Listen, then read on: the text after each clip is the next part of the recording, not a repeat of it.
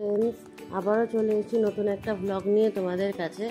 তোমরা নিশ্চয়ই ভাবছো যে এরা রাতের বেলা কোথায় যাচ্ছে।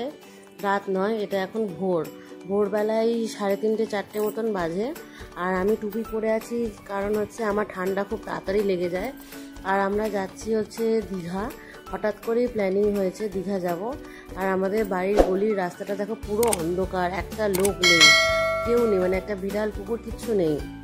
এখান থেকে রিক্সাও পাচ্ছি না, যার জন্য হেঁটে হেঁটে যাচ্ছি মেন রোডে। তো আমরা এখন মেন রোডে এসে গেছি। আমাদের ট্রেনেরও টিকিট কাটা নেই। দিয়ে বাস স্ট্যান্ডের এখান থেকে আমাদের দীঘা যাওয়ার বাস ছাড়ে। তো আমরা কাল রাতেই যদিও ডিসাইড করেছিলাম দীঘা যাব, যার জন্য আমরা 20 টাকা অ্যাডভান্স করেছিলাম। তো বাসটা এসে যাওয়ার কারণ আমি ভিডিওটা তখন নিতে পারিনি। তো বাসে আমরা উঠে গেছি আর অনেকটা রাস্তা এসেও গেছি। তো আমরা এখানে কালকে রাতেই 20 টাকা দিয়ে রেখেছিলাম, যার জন্য আমাদের বাসের সিটটা রেখে দিয়েছিল।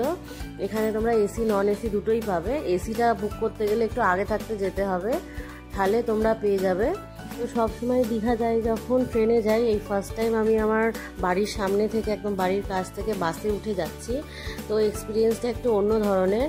তো দীঘায় গিয়ে আমরা কোন হোটেলে থাকছি, কি করছি, সব কিছু ডিটেলস তোমাদের সাথে শেয়ার করবো পরের ব্লগে।